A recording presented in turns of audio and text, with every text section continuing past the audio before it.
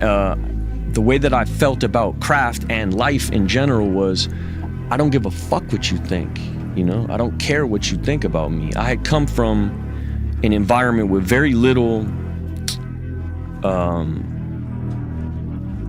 cheerleading going on. And so I created a sort of survival instinct, right, where I would cut people out, you know, and minimize opinions. And the way that I would do that is I had to believe that my opinion was greater than everybody else's opinion around me. Man, we got to get to the root of what the fuck is going on here. You know, something wrong with you. You know, let's get well. I got arrested in Georgia for fighting with a cop, wound up in rehab, and didn't hear a damn thing about God, spirituality, personal growth, accountability. My whole, as soon as I got to rehab, was let me get back to this hustle.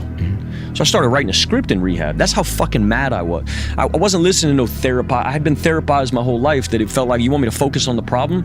Well, how am I gonna hack this focusing on the problem thing? And how am I gonna find my way back to this fucking hustle so I can get back to my ego? Because really all I cared about was my ego. I didn't give a fuck about getting well. You know, it was all about get well for you. Get well for the camera. I've experienced ego death. You can't run no more. Bro, you gotta let go. You gotta let go in full. And I wanna get in my car and I drive up to Utah. And I'm in Utah for 3 months. And while I'm in Utah, they take my cell phone from me. And if they didn't take my cell phone from me, I was never gonna be able to deal with what I needed to deal with. I had never known how to pray because I could never cultivate silence. I had no absence in my life. Every unforgiving minute was full of some fucking scroll or some more like ego feed, constant, nonstop rotation of this ego thing and that ego thing and just constant fulfillment of like my own personal desires, and they took my phone from me. And just for that reason alone, I would urge anybody to go this route if you're in a situation like mine, just to get the fucking phone out of your pocket.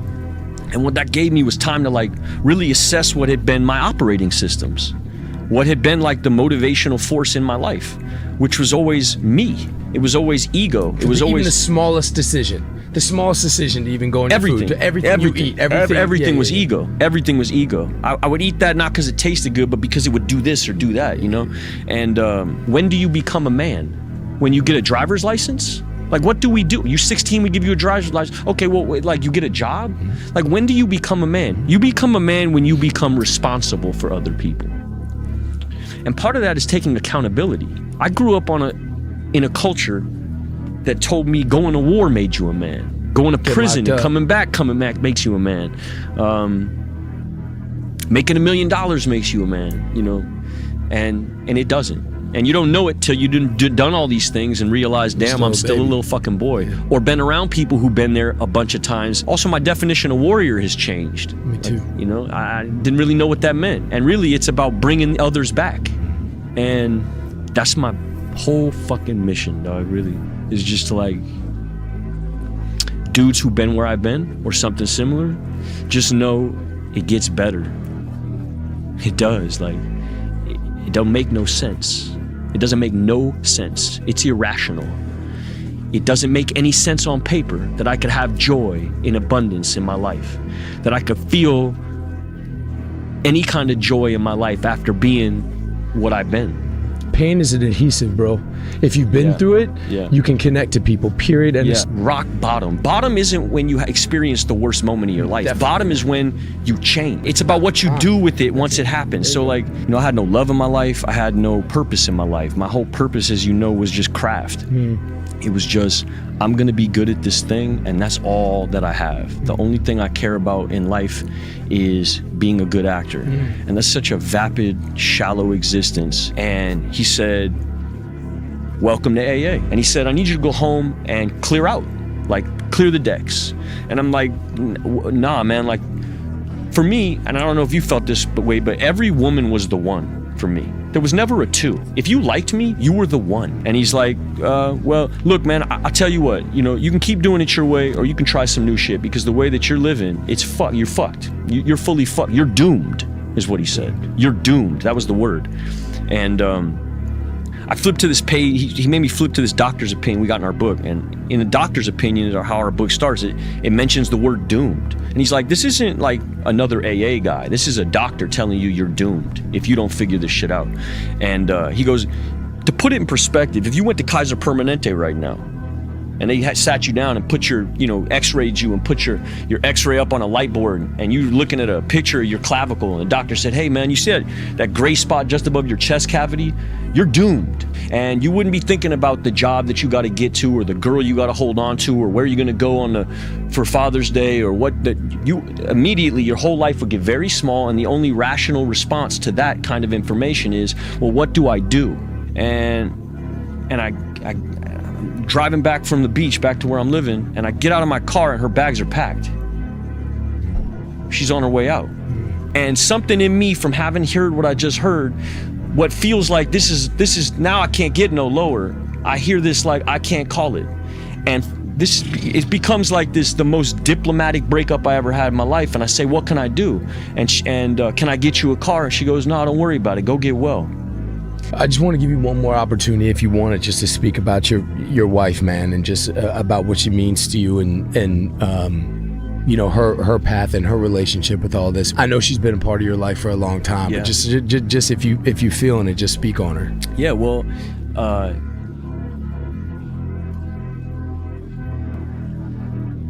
I'll never be able to speak on it. I don't know nothing like this relationship. I never have in my life. I never had, even my parents, even my father, I never had what I got with her, which is, to enter my life, to be with me, she had to take a loss. She had to eat shit to be with me.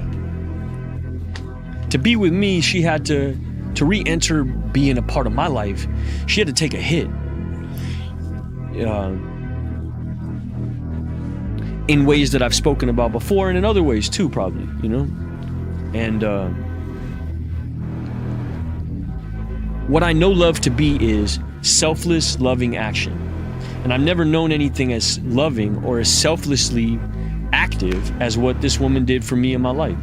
She showed up for me at a time when, this is the first time I saw her. We had been estranged for years because of my jealousy. She went and did a movie with another actor, and I thought she was cheating on me, so then I cheated on another. It was just fucking mess. It was all weak shit, little boy shit, nonsense.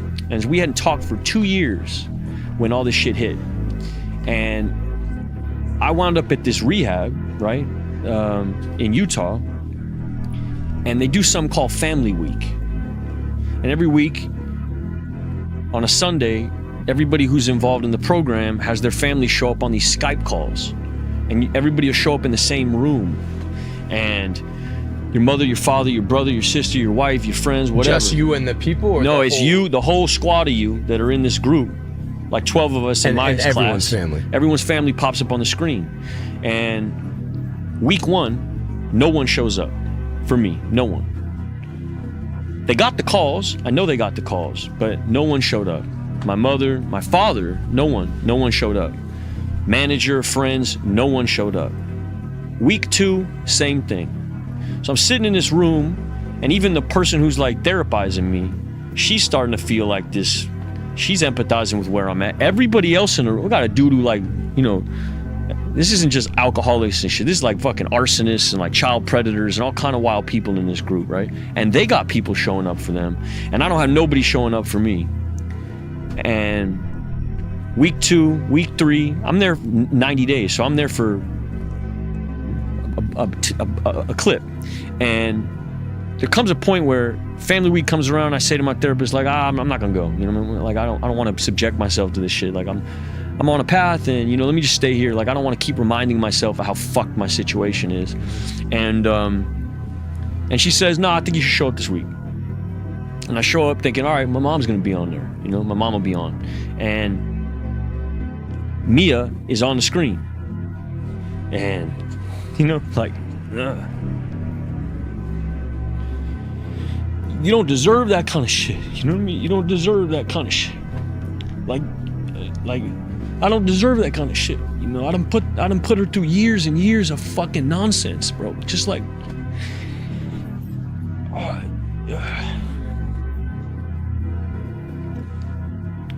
I don't have nothing to offer her either. You know what I mean? I'm in the middle of my shit. I'm fucking I'm 2 months into this program. I don't even have nothing going on. I have nothing going on. I'm making this list. She's at the top of the list, but I'm not reaching out to her or nothing like that. And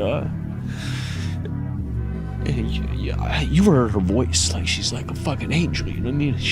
And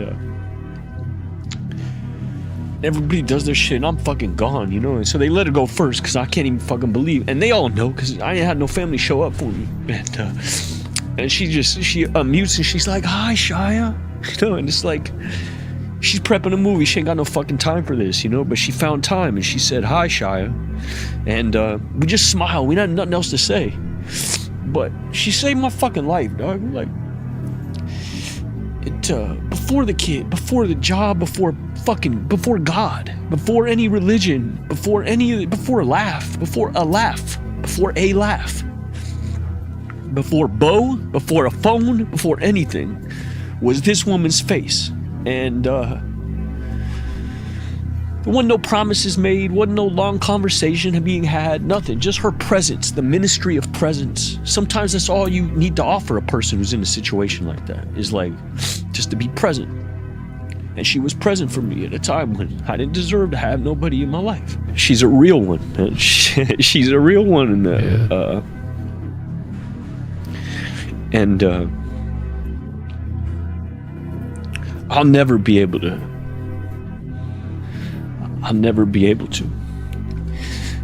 It's the first time I really understood love, because I didn't have nothing to give. And I was sitting there thinking like, well, I don't have nothing, and you're showing up for me like you're gonna be tied to this shit? It didn't make no fucking sense. And love is irrational that way. You can't rationalize real love. It doesn't make any fucking sense.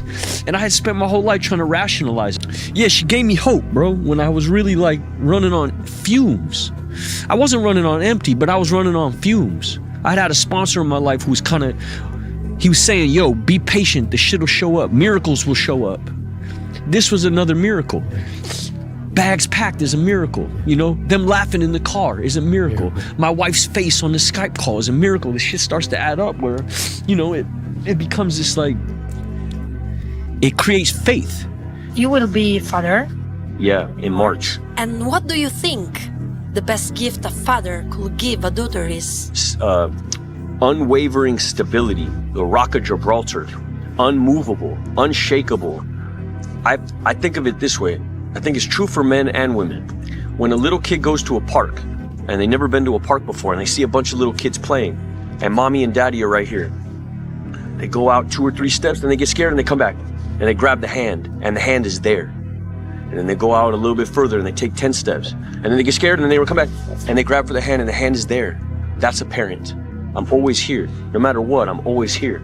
That's the gift of that I always wanted from my parents, that I hope to give to my child is stability, is to be a rock, an unmovable, unshakable, forever love, an unjudgmental hand. I'm always here. And you come to find that most of these stories of saints in the faith were fuck-ups, full-blown fuck-ups. They weren't perfect people who did perfect shit their whole lives and then wound up, they had to have experienced real negative shit in their life to be able to have this other thing, this salvation, this hero's journey.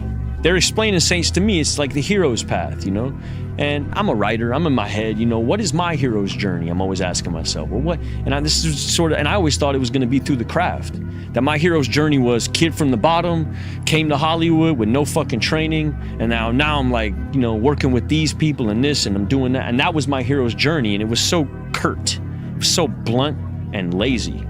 And it wasn't like this other thing that's available. And so you get around these dudes and you hear about their path and how these guys got there, and you start meeting dudes who like professional tennis players, you know, got lost on steroids, you know, drugged up, got completely wayward, and then decided to enter the order.